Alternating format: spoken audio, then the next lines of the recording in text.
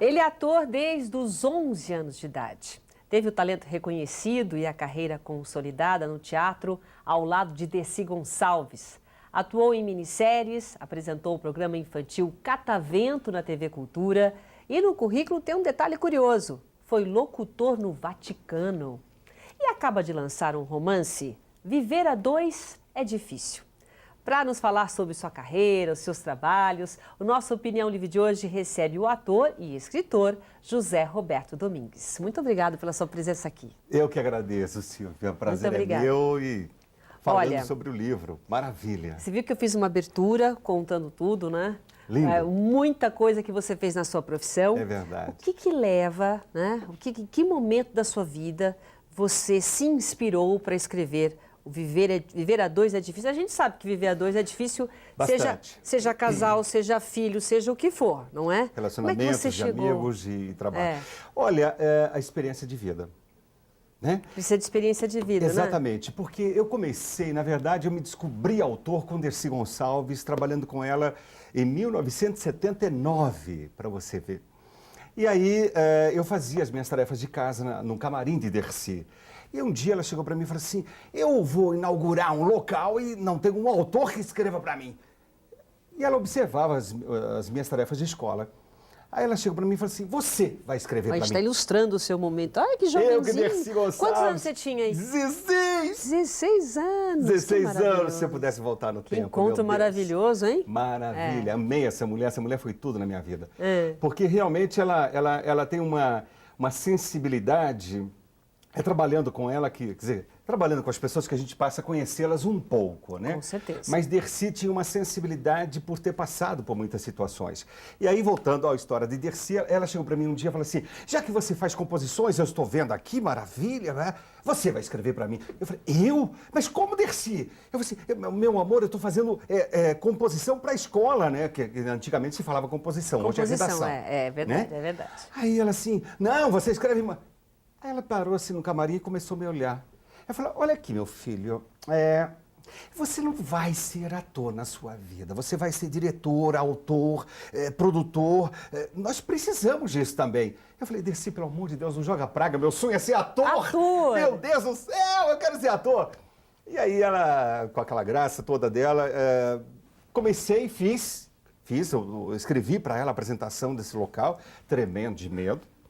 Tremia. Foi a primeira apresentação? Foi o primeiro texto que eu escrevi para um ator, uma atriz do tamanho de Dercy Gonçalves, né? Aí ela fez a inauguração desse local, foi maravilhoso. Eu não fui porque eu fiquei com medo, né? Porque... Inseguro, com medo não. Inseguro. Eu tinha 16 anos. Que responsabilidade, né? Para um menino de 16 anos escrever um texto para Dercy Gonçalves. Para Dercy Gonçalves, meu Deus do céu. Aí ela foi muito simpática. Mas aí depois eu passei por muitos cômicos na minha vida, eu trabalhei, graças a Deus, eu comecei aos 11 anos de idade e aos 14 anos eu me profissionalizei em São Paulo, né? Aí eu trabalhei com vários cômicos, eu trabalhei com o Dercy Gonçalves, que eu fiquei um ano em São Paulo, depois eu viajei com o Carlos Leite, que o João Kleber, que estava com ele, tinha um trabalho aqui em São Paulo, não podia sair para turnê, eu fui com ele só por 6 meses. Voltei com o Dercy Gonçalves, fiquei mais 2 anos e meio, aí fui trabalhar com Coxinha, no Teatro Dulcina, no Rio. Para escrever textos de humor. Não, trabalhando como ator, graças a Deus. Ah, pensei que você não, tivesse com graças essas pessoas. A Deus, tá bom. não. Trabalhando como ator, pelo amor de Deus, minha filha. Aí depois eu vim para a TVS, né? O Silvio ainda não tinha. Exatamente. Aí eu fui para a TVS fazer um programa chamado Hotel Pinel, onde eu era escada do Renato Corte Real. Aí tinha Consuelo Leandro, tinha Maria Tereza, Geraldo Alves, Anquito, Gibe, Dino Santana, Chocolate, pessoal da melhor, né? Da nata realmente da comicidade. E aí foi lindo, porque a direção era do Fernando Dávila, Irã Lima é da escolinha do Gugu, a escolinha, todos esses programas de escolinha, é do Irã Lima, na verdade. Né? A autoria dele, a ideia dele. E ele trabalhou muito com o Chico Anísio, né? Com o Chico City. A nata da nata. Então, assim, é uma pessoa que realmente entende de humor, né? E me deram esse presente dos céus. Aí depois eu eu tive uma passagem pela Globo como assistente de direção, depois eu fui para a Cultura, onde fiquei um bom tempo fazendo o Catavento, que é um programa que eu só tenho que agradecer à TV Cultura, porque a TV Cultura nos anos 80 era uma TV experimental. Ai, que bonitinha. Essa é a Lindo, que saudade! É um clássico, né? É um clássico. Sim, saudades dessa música, dessa abertura. Eu tinha emoção, porque eram 15 minutos, mas sabe aqueles 15 minutos preciosos, né? E a Cultura, independente de... né, estávamos começando, aprendendo, ela te dá uma liberdade de expressão. É bom trabalhar lá? É muito. Muito. Eu agradeço a Deus por ter ficado 5 anos na Cultura. Eu tenho, graças a Deus, grandes amigos. Amigos que realmente continuam lá batalhando para a Cultura, pelo amor de Deus, né? E tem grandes programas, é um programa... Mas ali, lá no Catavento você ficou 5 anos. Sim. Quer dizer, foi uma experiência, quer dizer, aí diferente do caminho que você estava fazendo como ator, era um lado de humoristas. Exato. Foi porque, assim, eu acho que... Bom, eu me tenho como um ator eclético, eu não me determino, nem me especifico como ator, porque eu não sou um ator empenhado, dramático, não gosto disso. Eu sou um ator lindo, com o Luiz Melo, que hoje está na Globo, grande pessoa, grande ator, grande talento. Eu tinha 23, 24 anos aqui, né? Mas aí você estava fazendo humor. Aqui eram sketches, né? E, claro, aí tem um tombo, logo em seguida tem um tombo meu aqui, que eu já caí de novo, aí eu caio na saída lá também. Maravilhoso. E nós gravávamos no estúdio, nos jardins da TV Cultura. Era outra época, né? É outra época, mas bem, quer dizer, foi a base de tudo, uma coisa muito importante para sua carreira e para tudo. E fui adquirindo experiência, né? Aí fui, nos anos 80, eu fui também assistente de vários diretores de teatro aqui em São Paulo, né? O Antônio Bujanra, o Mazete. Seguindo os conselhos da Dercy. Dercy Gonçalves, né? Aí, com a Bujanra, daí ele me apresentou o Hugo Barreto, que era da Globo. Aí eu fui fazer uma experiência na Globo, fiquei um tempo na Globo. Como assistente de direção. Assistente de direção. Depois eu saí de lá, fui para a Cultura, graças a Deus. E fiquei na Cultura 5 anos como ator. Aí eu comecei, nós éramos chamados, porque esse programa... Ele foi criado, o Catavento. O Catavento, ele foi criado para ajudar as crianças de periferias do estado de São Paulo a se alfabetizar. E nós não tivemos esse prazer, porque, na verdade, o programa deu um pico de sucesso e pegou muita classe A, B de São Paulo. Nossa, era muito famoso, todo mundo gostava. Graças a Deus. Uma referência. Gente, obrigado mesmo. Não, o objetivo foi um, mas afetou outros. Foi. E aí, assim... eu fui convidado para fazer muitos eventos e shows. Aí eu escrevi um show do Catavento, né? Era o Sonho e Magia. Aí eu escrevi, dirigi, produzíamos nós também. E foi uma maravilha, foi um sucesso. E aí eu comecei a ser mestre de cerimônia. Aí eu encontrei porque nós ganhamos 3 prêmios também, né? Nossa, com o Catavento. Foi o Oswald Foundation, melhor programa do mundo na área pré-escolar. Melhor programa da América do Sul, lá em Cuba. E depois aqui no Brasil, o Bem TV, em Porto Alegre, que nós ganhamos melhor programa pré-escolar no ano, né? Infantil. Então, assim, para nós da TV Cultura, era um grande prazer, porque a gente combatia com Globo, com SBT, com Record, entendeu? Com TVs potentes, né? E nós éramos uma TV estadual, né? Então, nós tínhamos, claro, tinha uma defasagem de tudo, né? E por conta do Catavento, você começou a ser convidado para fazer os eventos, até por conta disso, desse lado também social que a TV faz. Maravilhoso. E foi aí que eu conheci Ney Galvão, que foi um grande estilista, né, na década de 80, né? Era sempre meu axé, um axé para vocês. Ney, grande abraço para o Ney Galvão. E aí eu fui ser mestre de cerimônia. Aí eu comecei também a trabalhar como mestre de cerimônia, apresentando as linhas de Ney Galvão, né? E comecei a escrever. Aí passei a escrever mais para teatro. Você se dedicou mais? Sempre aí, sim. Não, eu sempre fiz tudo muito junto, né? Fiz rádio também, fiz muita radionovela, porque Lia de Aguiar, que era uma antiga atriz da TV Tupi, foi me assistir e falou: menino, você tem uma voz muito boa para rádio. Você tem voz, voz para teatro. Então, aí eu fiz 15 anos de voz, mulher, com Glorinha Wertmiller, com Madalena de Paula, com Carlinhos Silveira. Então, assim, eu tive que estudar muito, né? Porque, como sendo do interior, a gente vem falando meio porta. Ah, que porta aí com essa coisa aí. Você não entende. E para ser ator não pode ter sotaque. Então tem que Olha, trabalhar a voz. hoje já não tem mais isso, mas na época tinha. Você tinha que falar corretamente. Você né? fala. Tinha que ter uma boa articulação, tinha que ter uma impostação. Então eu lembro que o nosso empresário chegava e falava assim, olha, tá vendo lá o fundo da plateia? Até porque, né, por conta do teatro também, né? Claro. Da acústica do teatro. Você tem que saber impostar a sua voz, né? Colocar a sua voz. Mesmo que você tenha aquele que nós sabemos que nos textos a gente escreve um murmurio, né? Ou falar baixo, você tem que falar com que a última palavra, a última pessoa da última fileira te entenda, né?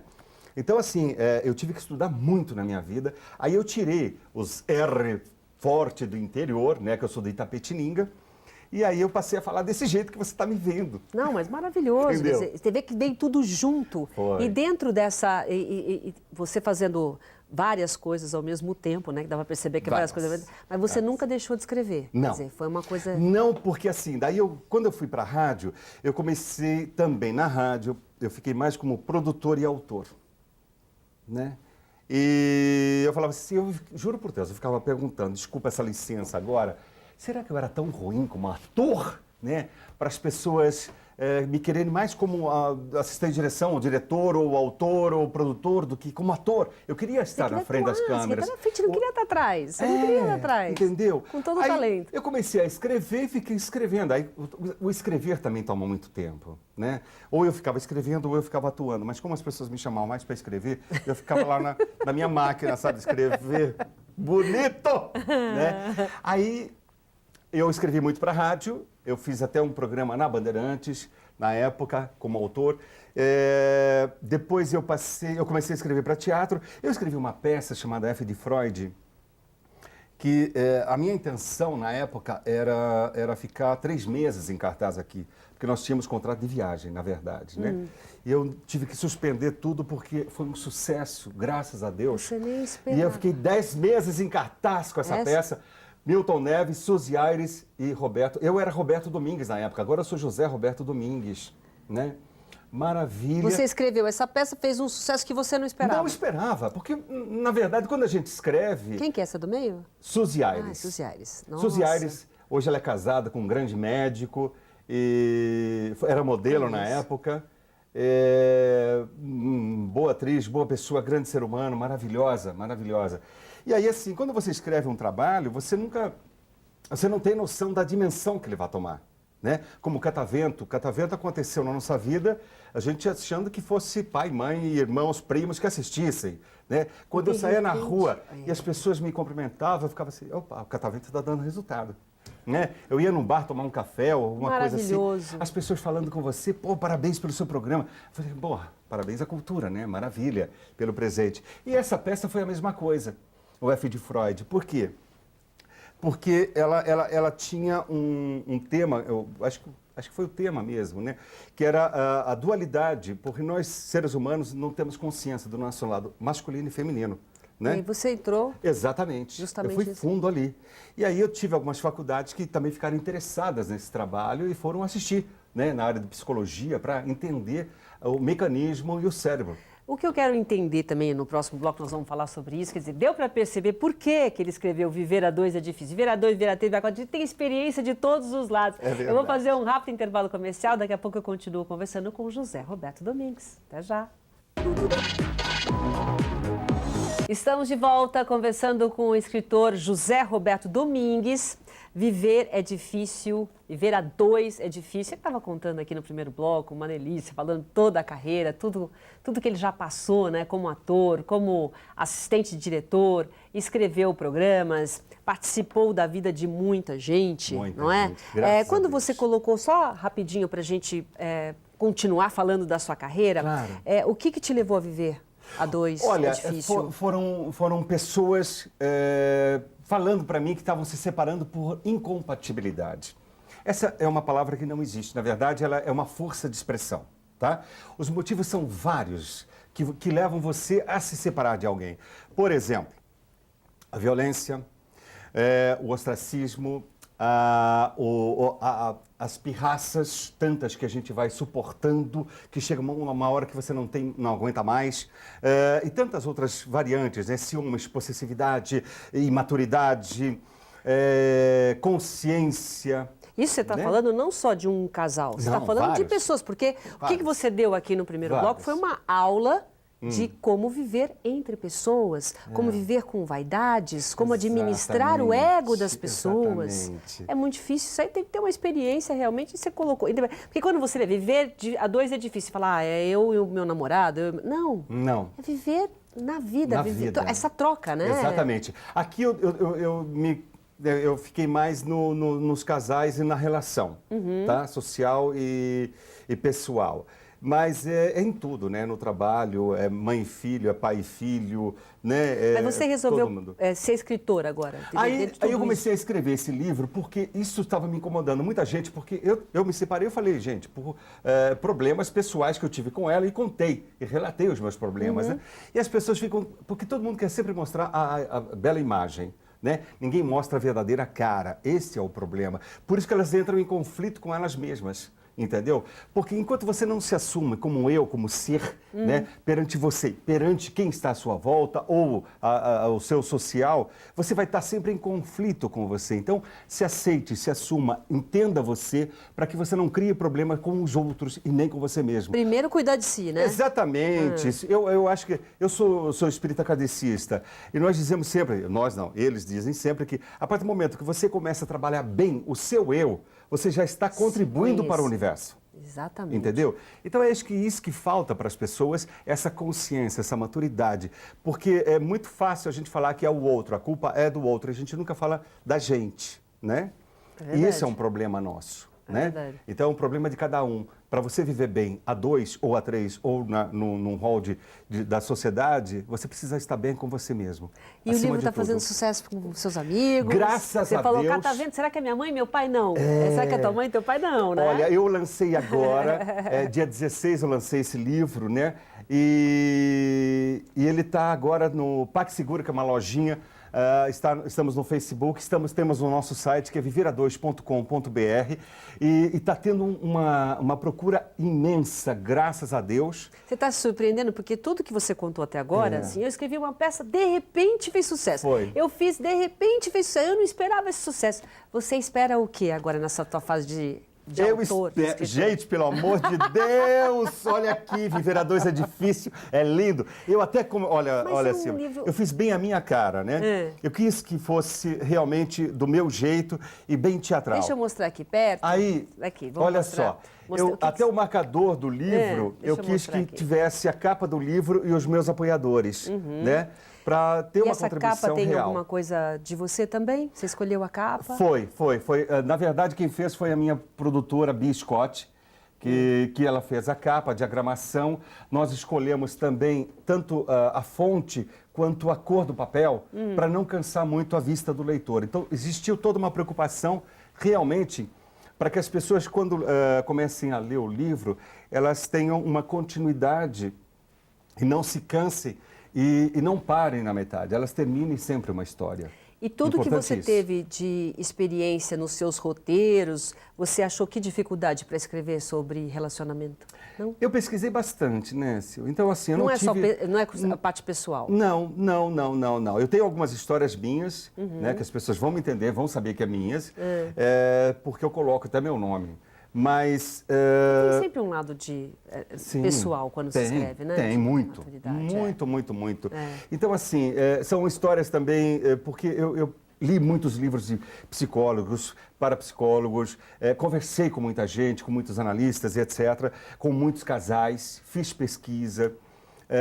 Fui a fundo mesmo da questão para entender um pouco mais do ser humano. Você falou, você foi se conhecer, né? Primeiro, a gente vai claro. Se buscar. E foi muito importante porque... Porque enquanto você estava no primeiro bloco, quando aí 16 anos eu fui desse Gonçalves, fui para cá, fui para lá, a gente não tem tempo para olhar para a gente. Não. Aí de repente nesse momento você parou para olhar para você. Exatamente. E foi a fundo aí. Foi buscar, né? E aí foi muito importante porque assim, quando eu comecei a escrever, eu eu senti essa necessidade imensa de botar para fora, sabe? Quem escreve fala isso. É verdade. E aí eu deixo ela ficar rodando na minha cabeça até o momento que eu falo, agora eu tenho que sentar na máquina e pum, agora não, agora é computador, tá, gente? É isso aí. Né? É assim que funciona. Modernizei, né? Modernizei. E aí foi maravilhoso, porque quando eu comecei a escrever, eu fui observando, lendo, pesquisando, conversando, buscando, sonhando, né? E muitas vezes você às vezes para de escrever porque você não acha saída e você vai buscando, buscando, buscando até que ou tomando um banho ou conversando com alguém, basta uma frase, sabe? Aí, é um trabalho. Aí você fala, achei a saída. E foi maravilhoso, porque assim, eu tenho 2 apresentações, né? Eu tenho um prefácio onde eu explico por que eu resolvi escrever esse livro. Eu tenho uma introdução que eu traço mais ou menos a linha psicológica do ser humano, nós seres humanos. Eu tenho 9 capítulos.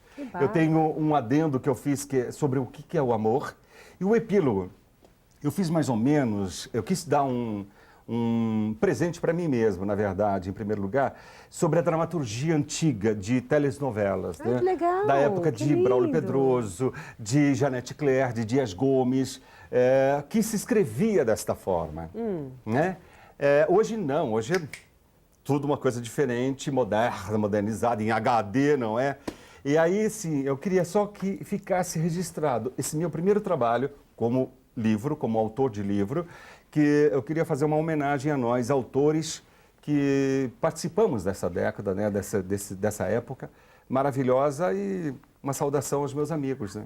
É uma nova viagem na sua vida, uma coisa assim de escolha, ou você continua ainda falando, eu estou escrevendo, mas eu queria continuar sendo ator? É tudo misturado também? Não, eu vou continuar como ator. É uma coisa resolvida? Não, mas eu vou... Ator é ator, está dentro de você. Hoje eu sou o autor José Roberto Lins. Você está assumindo como seu autor. Olha que bacana. Hoje sim. Quer dizer que tudo que a Dercy falou, você não vai ser essa. Pois mulher!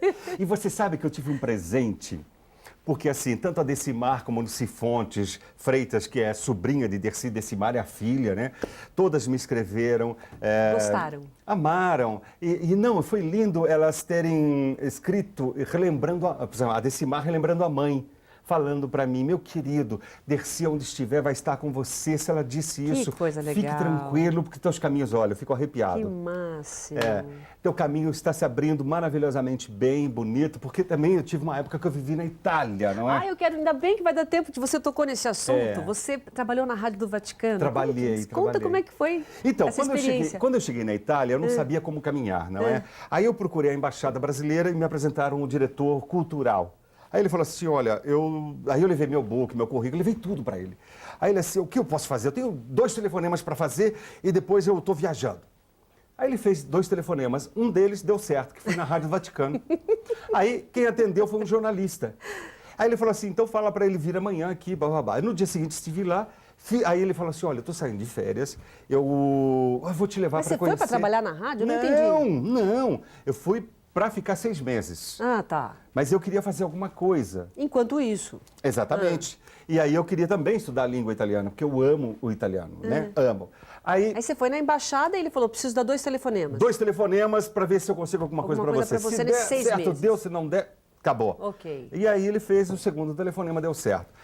Aí eu marquei com ele, foi no dia seguinte. Aí ele, diante da minha conversa, meu book, meu currículo, tudo que ele viu lá, ele falou assim, eu estou saindo de férias. Sobe comigo. Aí subi para o andar, conheci o diretor, aí ele assim, você faz um teste para mim, como locutor e tal. Mas você já sabia falar italiano ou não? Não, como português, não, na língua portuguesa. Tá bom, okay. Rádio Vaticano tem várias línguas, né? Uma rádio do mundo lá. Tá. Aí eu fui, fiz o teste, ele falou, olha, você foi aprovado, você assina um contrato de 6 meses. Eu falei, como, 6 meses assim?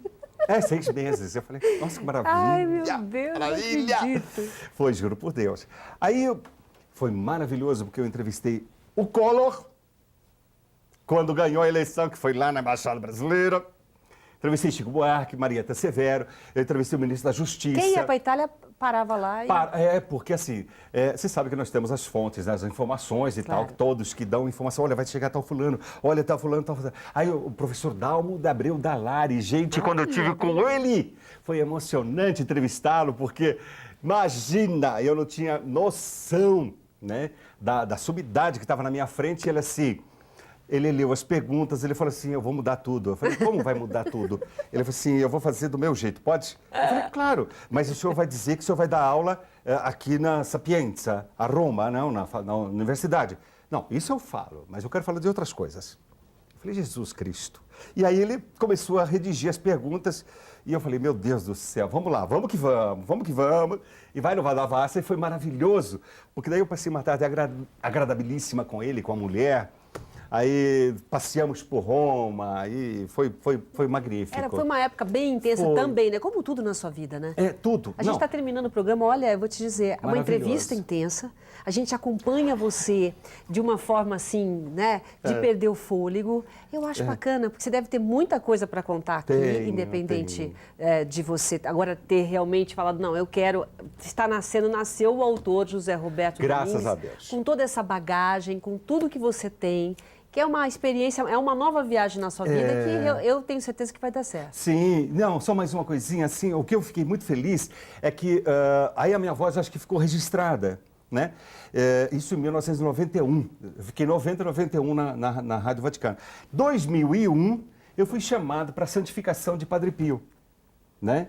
Padre Pio é um frate cappuccino que morava em Gubbio, ao sul da Itália, né?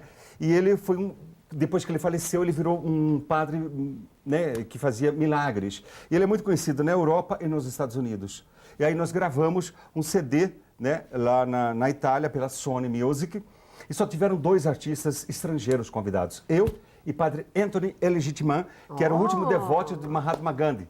E mais, acho que 21 artistas italianos maravilhosos, maravilhosos. Então se chama San Pio di Pietrelcina, Padre Pio.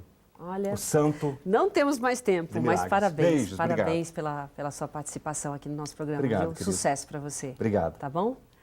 E nossa opinião livre de hoje fica por aqui. Obrigado pela sua companhia e até o próximo programa. Tchau.